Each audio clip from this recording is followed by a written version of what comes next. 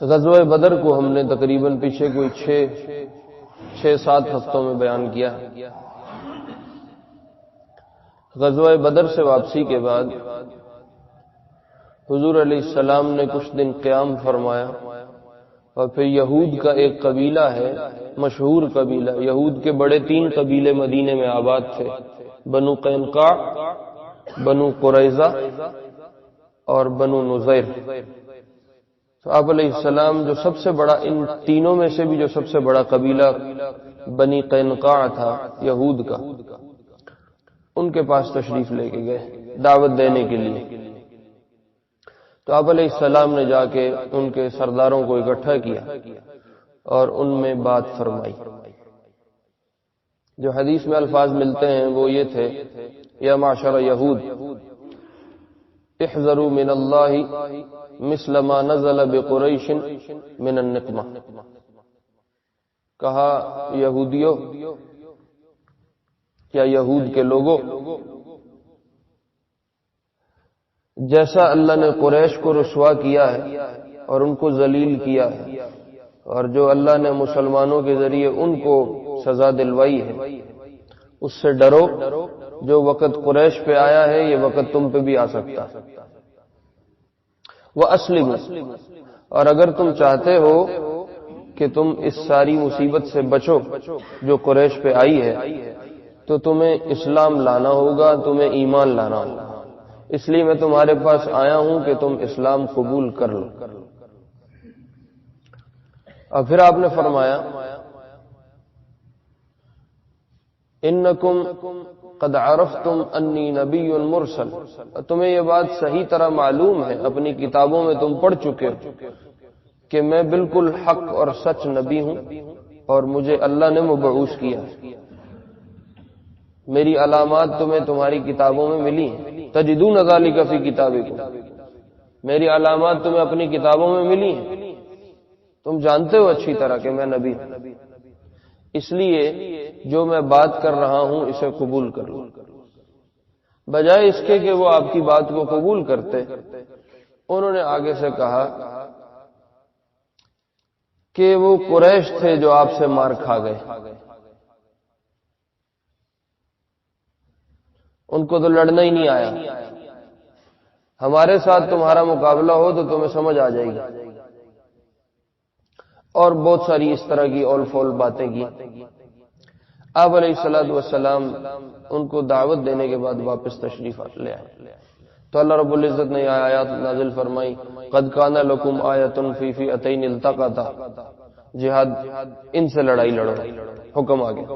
فئۃ تقاتل فی سبیل اللہ واخری کافرۃ یرونہم مثلیہم رأی العین واللہ یؤید بنصرہ من یشاء. کہ اللہ کی مدد، اللہ کی نصرت اپنے ایمان والوں کے ساتھ ہی ہے، اور یہ 2 جماعتیں ہیں، یہ اب آپس میں لڑیں گی تو پھر پتہ چل جائے گا. اللہ اکبر. تو پھر آپ علیہ السلام نے جب ان پہ بات مکمل کر دی اور آیات نازل ہو گئی، تو آپ علیہ السلام نے لشکر تیار فرمایا. 17 رمضان کو بدر ہوئی ہے، اور 17 بدر ہونے کے، غزوہ بدر پورا ہونے کے بعد 3 دن آپ نے وہاں قیام فرمایا تھا. تو اگر 17 کو بدر ہوئی ہے تو یوں کہہ لو 20 تک یا 21 تک آپ میدان بدر میں ٹھہرے ہیں، پھر آپ مدینہ ہیں. اس 21 رمضان سے، یہ دوسری ہجری چل رہی ہے، 21 رمضان سے 15 شوال کے درمیان یہ سارا معاملہ ہوا. جب آپ یہود کے پاس گئے اور یہ آیات آئیں، 15 شوال کو آپ نے ایک لشکر تیار کیا اور بنو قینقاع پہ چڑھائی کے لیے تشریف لے گئے. اور جا کے، یہود کی عادت تھی، ان کے بڑے بڑے قلعے ہوتے تھے، جیسے ہمارا یہ لاہور کا شاہی قلعہ نہیں، پرانے زمانے میں اسی طرح ہوتا تھا. ایک کمیونٹی ہے، وہ اپنے آپ کو ایک جگہ محفوظ کرتی ہے، اور 1-2 دروازے ہیں، وہ جب اس کو بند کر لیں تو ان کے پاس آمد و رفت کا راستہ ختم ہو جاتا. تو یہود نے اپنے آپ کو ایک قلعے میں بند کر کے اور باہر کا راستہ، باہر کی آمد و رفت ختم کر دی. آپ علیہ السلام نے جا کے اس قلعے کا محاصرہ فرما لیا. اس محاصرے میں دو صورتیں ہوتی تھیں، یا تو اسلحے کے زور پہ مقابلہ کیا جائے، ان کا دروازہ کھلوایا جائے، یا ان کی جو وہ دیوار ہے جو قلعے کی فصیل ہے اس کو توڑا جائے، اور اگر وہ نہیں ہے تو پھر محاصرہ کر کے بیٹھ جائیں، آمد و رفت نہ ہونے دیں یہاں تک کہ اندر کھانے پینے کا سامان ختم ہو جائے، اندر مریض مرضى پریشان ہونا شروع ہو جائے، پھر وہ خود بخود مجبور ہو کے دروازہ کھول دیں۔ تو 15 شوال کو آپ جا کے محاصرہ لے کے بیٹھے ہیں، اور تقریباً یوں کہہ لو کہ 15 دن کا یہ محاصرہ چلا، اور یکم ذی القعدہ کو یہود نے دروازہ کھول دیا۔ انہوں نے کہا ہم آپ کے رحم و کرم پہ ہیں، ہم اس سے زیادہ بند نہیں رہ سکتے، آپ جو ہمارے لیے فیصلہ کریں ہمیں منظور ہے۔ تو آپ علیہ السلام نے قبل اس کے وہ فیصلہ کرتے، منافقین کا ایک بڑا سردار ہے عبداللہ ابن ابی ابن سلول، ابی بن سلول بھی کہتے ہیں، یہ یہود کے بڑے سرداروں میں سے تھے۔ بعد میں جب آپ مدینہ تشریف لائے تو یہ اندر سے یہودی رہے، اوپر سے اسلام کا لبادہ پہن لیا اور اسلام کو ظاہر کرنا شروع کر دیا، اس لیے یہ منافقین کے سب سے بڑے سردار ہیں۔ آپ نے فرمایا قیامت کے دن انہی کے ہاتھ میں، اسی کے ہاتھ میں سارے منافقین کا جھنڈا ہوگا۔ اس نے آ کے منت سماجت شروع کر دی کہ آپ ایسے نہ کریں، دیکھیں ہم آپ کے ساتھ ہیں اور آپ ان کے ساتھ رحم کرم والا معاملہ فرمائیں، ہماری ان میں رشتہ داریاں ہیں، یہ ہے وہ ہے، بہت منت سماجت، بہت الہ زاری شروع کر دی۔ تو آپ علیہ السلام نے پھر یہود کو جلا وطن کرنے کا فیصلہ فرمایا اور بنو قینقاع کو وہاں سے اٹھا دیا اور ان کا قلعہ خالی کروایا اور ان کو کہا جاؤ کہیں اور جا کے ڈیرا ڈالو، یہاں اب ہم تمہیں نہیں ٹھہرنے دیں گے، اور ان کا جو مال تھا وہ سارا قبضے میں لے لیا۔ وہ مال مسلمانوں کی غنیمت بن گیا اور یہود کو وہاں سے جلا وطن کر دیا گیا۔ مسلمانوں میں پھر آپ نے اس مال غنیمت کو تقسیم فرمایا۔ یہ یکم ذی القعدہ کو ہوا۔ اس کے بعد ایک اور غزوہ ملتا ہے جو اسی دوسری ہجری میں ہے، اس کو غزوہ ذات السویق کہتے ہیں۔ سویق عربی میں کہتے ہیں ستو کو، جو ستو نہیں ہوتے جو کے بنتے ہیں، ستو جو ہم یہ پیتے بھی ہیں، ستوؤں کو عربی میں سویق کہتے ہیں۔ غزوۃ ذات السویق کا مطلب ہے ستوؤں والا غزوہ۔ سیرت میں اس کا یوں ہی تذکرہ ملتا ہے۔ یہ غزوہ اس طرح ہوا کہ ابو سفیان جو مکے کے سرداروں میں سے ہے، اس نے بدر سے واپسی پہ جب شکست ہو گئی تو اس نے واپسی پہ یہ قسم کھا لی کہ میں تب تک غسل جنابت نہیں کروں گا جب تک میں مدینہ پہ دوبارہ جا کے حملہ نہ کر دوں اور میں دوبارہ اپنی اس شکست کا بدلہ نہ لے لوں۔ غسل جنابت کہتے ہیں پاکی حاصل کرنے والا غسل، اگرچہ وہ کافر تھے لیکن مزاج ان کا بھی یہی تھا کہ اپنے آپ کو پاک رکھنا ہے، صاف رکھنا ہے۔ ابو سفیان اب مکے تو واپس چلا گیا لیکن وہ اپنی یہ قسم کھا بیٹھا، تب اس کو انسان کب تک ایسے صبر کر سکتا ہے بغیر نہائے گندا مندہ پھرتا رہے؟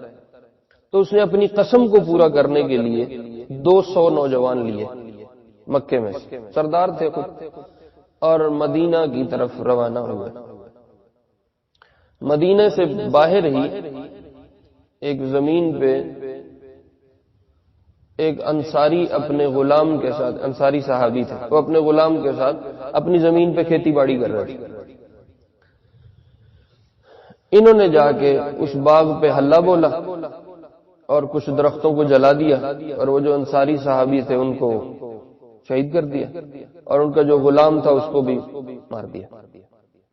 وہ دونوں مسلمان تھے، دونوں شہید کر دیے۔ اور انہوں نے کہا اب ہماری قسم پوری ہو گئی، مدینہ پہ جا کے ہم سے چڑھائی نہیں ہوتی، ہم 200 تو سارے آئے ہیں تو 200 مقابلہ ہم نہیں کر پائیں گے، بس اپنی قسم پوری کرنے آئے تھے، ہم نے اپنی قسم پوری کر لی اور یہاں سے واپس بھاگے۔ حضور علیہ السلام کو اطلاع مل گئی مدینے میں کہ ایسے ایسے انہوں نے حلہ بولا ہے اور 2 بندے ہمارے مار دیے ہیں اور کچھ درخت جلا دیے ہیں. تو یہ سفارتی طور پہ حملہ تھا اور مسلمان قوم پہ حملہ تھا. تو آپ نے اسی دن پھر خروج فرمایا. اور یہ تقریباً بات ہے جب آپ نکلے ہیں دوبارہ 5 ذی الحجہ کی. ذوالقعدہ تک میں آپ کو لے آیا تھا، یکم ذی القعدہ تک، تو آگے ذو الحج کا مہینہ شروع ہوتا ہے. 5 ذی الحجہ میں آپ نے یہ دوبارہ خروج فرمایا. اور یہ آپ کو میں نے بتا چکا ہوں کہ جس لڑائی میں آپ خود شریک ہوتے تھے اس کو غزوہ کہتے ہیں، اور جس میں آپ شریک نہیں ہوتے تھے اور مسلمانوں کی کوئی جماعت بھیجتے تھے اس کو سریہ کہتے ہیں. تو یہ غزوہ ہے کیونکہ آپ خود اس میں نکلے اور آپ نے جا کے اس جگہ پہ انصاری کے باغ تک پہنچ کے وہاں دیکھا کہ وہ لوگ تو بھاگ گئے.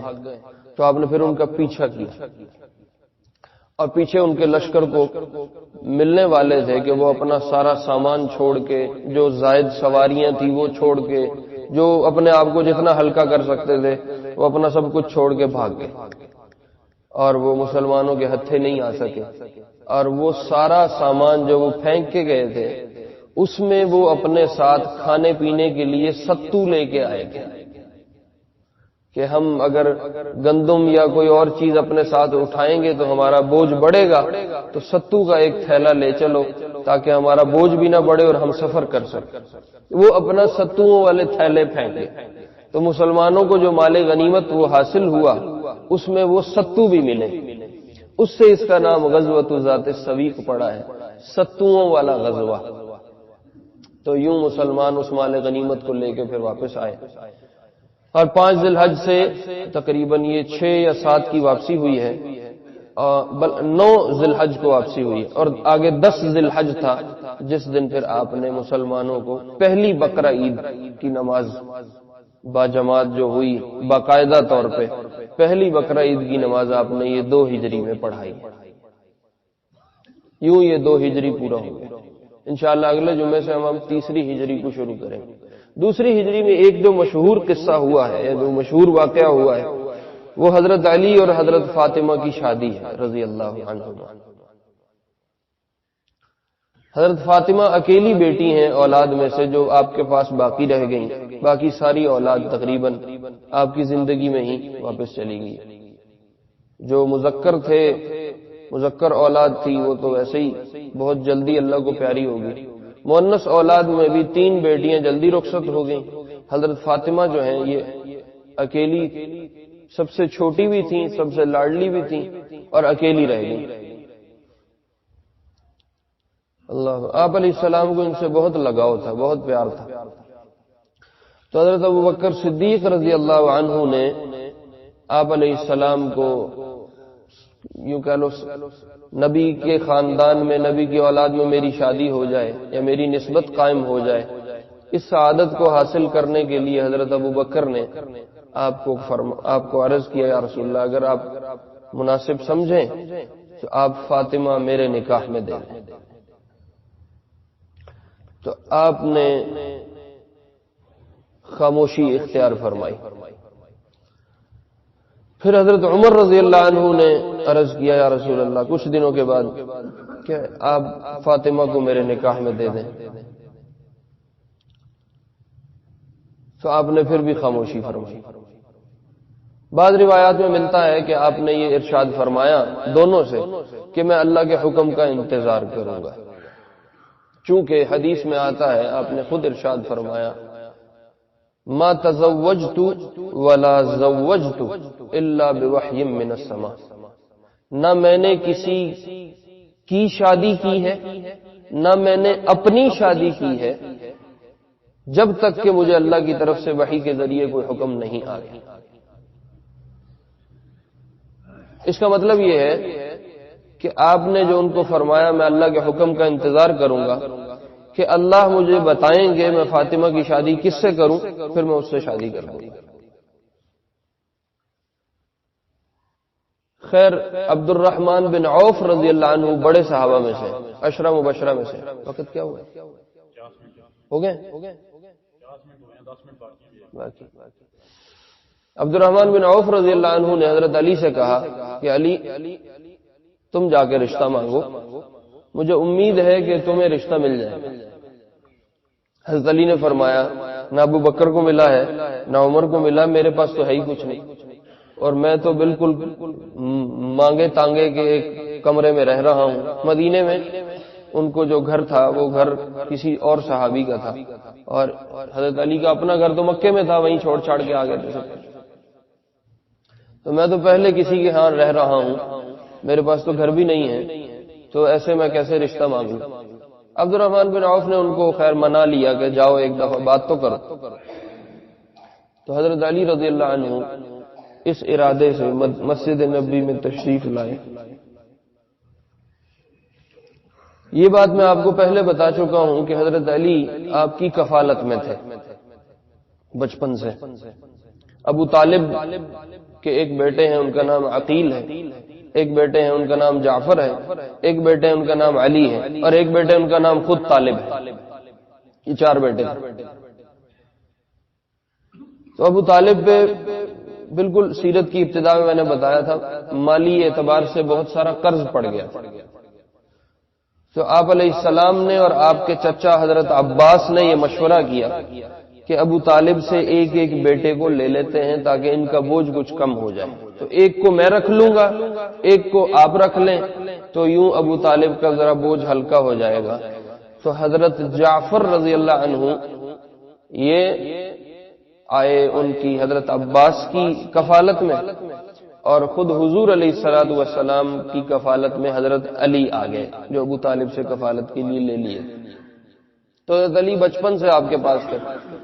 حضرت علی کو یہ خیال آیا کہ بچپن سے میرے پہ حضور کی اتنی مہربانیاں ہیں، بچپن سے میں حضور کے ساتھ ہوں اور آپ نے مجھے پالا پوسا ہے، بڑا کیا ہے، آپ کی اتنی ساری پہلے ہی مہربانیاں ہیں، تو اب میں کیسے جاؤں اور کہوں کہ بھئی آپ اپنی بیٹی کا رشتہ بھی مجھے دے دیں، جیسے ایک انسانی شرم کا تقاضا ہوتا۔ تو جا کے حضرت علی مسجد میں بیٹھ گئے اور بات نہیں کر سکے آپ سے۔ تو خود اللہ کے نبی علیہ السلام، وہ تو اوپر سے ہر وقت سلسلہ جاری تھا آپ کا، تو آپ علیہ السلام نے حضرت علی کو بلایا، کہا علی کیوں آئے ہو؟ تو یہ سر جھکا کے خاموش ہو کے مسکرانے لگے۔ آپ نے فرمایا لگتا ہے لعلک جئت تخطب فاطمہ، لگتا ہے تم فاطمہ کے نکاح کا رشتہ لے کے آئے۔ تو حضرت علی سے ہاں بھی نہیں ہو سکی کہ جی میں اسی لیے آیا ہوں، تو مسکرا دیے اور سر نیچے کر دیا۔ تو آپ نے فرمایا اچھا انشاءاللہ، جیسا اللہ چاہیں گے، اگر اللہ چاہیں گے تو ہو جائے گا۔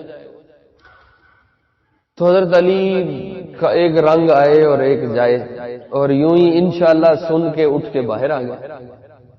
حضرت عبد الرحمن بن عوف پیچھے کھڑے ہوں گے، بھیجا جو خود تھا۔ عبد الرحمن بن عوف اور دوسرے صحابہ انتظار میں تھے، انہوں نے کہا کیا بنا، بات ہوئی؟ کہا تمہیں میں نے کہا تھا مجھے بھی انکار ہو جائے گا، ابو بکر عمر جیسوں کو ہو گیا تو مجھے بھی ہو جانا گا، تم نے مجھے کیوں بھیجا؟ عبد الرحمن بن عوف نے کہا اچھا بتاؤ تو صحیح کہا کیا ہے؟ کہا انکار کر دیا۔ کہا یار کوئی لفظ تو کہا ہوگا، جو بات کہی ہے وہ تو بتاؤ۔ تو حضرت علی نے فرمایا کہ آپ نے فرمایا انشاءاللہ۔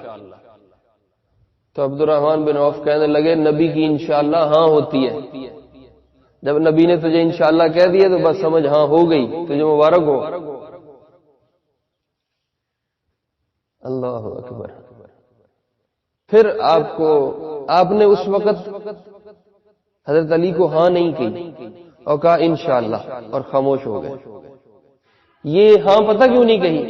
یہ بات پہلے سے طے تھی کہ فاطمہ سے رشتہ ہونا ہے، اور وحی کے ذریعے معلوم ہو چکا ہے کہ علی سے شادی ہونی ہے، لیکن آپ نے ہاں نہیں کی۔ آپ اٹھ کے گھر تشریف لائے اور بیٹی فاطمہ سے کہا تمہیں معلوم ہے مجھے علی کتنا پیارا ہے، اور اگر تم راضی ہو تو میں علی کی شادی تم سے کرنا چاہتا ہوں۔ یہ بات سردار کائنات کہہ رہے ہیں، اور کس کو کہہ رہے ہیں؟ وہ جنت کی عورتوں کی سردار ہے،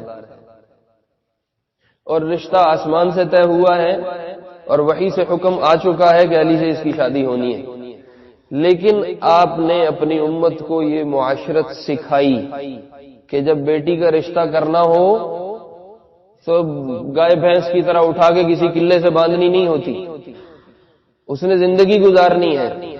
اس سے پوچھو کہ جہاں رشتہ کر رہے ہو وہاں وہ راضی بھی ہے یا نہیں ہے، یہ معاشرت سکھائی ہے۔ ہمارے ہاں عموماً ماں باپ اس چیز میں عیب سمجھتے ہیں کہ ہم اب لڑکی سے پوچھیں کہ تو یہاں راضی ہے نہیں، بس جہاں ہم کہہ رہے ہیں یہی ہم کریں، راضی ہے تو ٹھیک ہے، نہیں راضی ہے تو بیٹھی رہے۔ آپ بھی یوں کر سکتے تھے، حضرت فاطمہ کی حضور کے آگے کیا مجال ہے کہ نہ کریں؟ یہ وحی آ گئی، اللہ کی طرف سے حکم آ گیا، حضرت فاطمہ کہتی میں نے نہیں کرنا، لیکن رائے لینا ضروری ہے کہ بیٹی سے پوچھو جہاں میں تمہاری نسبت کر رہا ہوں اس پہ راضی ہو، مطمئن ہو یا راضی نہیں ہو۔ پھر شریعت نے ہمیں سکھایا کہ لڑکی آگے سے ہاں کرے، لڑکی آگے سے خاموش رہے، لڑکی آگے سے مسکرا دے، تو کن کن صورتوں میں شریعت کہتی ہے لڑکی کی ہاں سمجھو اور کن کن صورتوں میں شریعت کہتی ہے لڑکی کی نہ سمجھو۔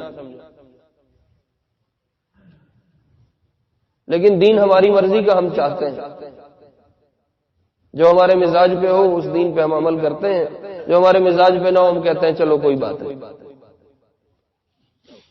تو آپ نے حضرت فاطمہ سے فرمایا کہ میں تمہاری شادی علی سے کرنا چاہتا ہوں۔ تو بعض روایات میں ملتا ہے حضرت فاطمہ نے سکوت فرمایا، خاموش ہو گئی۔ اور لڑکی اگر جوان ہو، کنواری ہو اور وہ خاموش ہو جائے کسی بات پہ تو یہ اس کی طرف سے ہاں سمجھی جاتی ہے، کیونکہ شرمندگی غالب ہوتی ہے، شرم کا پہلو غالب ہوتا ہے۔